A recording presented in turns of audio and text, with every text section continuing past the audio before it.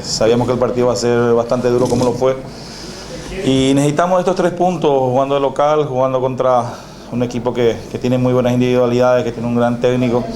Sabíamos que iba a ser así y hemos hecho bien, creo que los deberes dentro del campo de juego y ganamos de buena manera. Sí, el partido fue bastante duro, Guaraní después metió muchos delanteros, nos costó bastante la labor ahí atrás.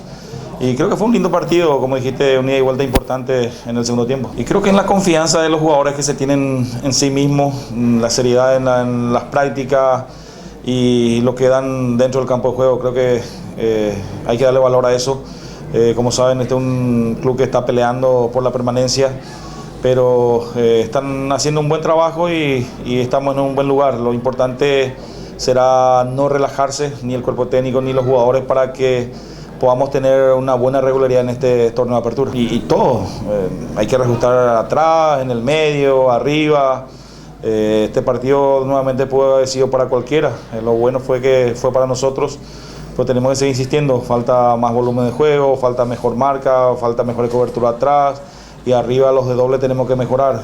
Sabemos bien los errores que estamos teniendo, pero lo bueno es que tenemos jugadores bastante obedientes, que quieren trabajar, y eso es importante para cualquier cuerpo técnico.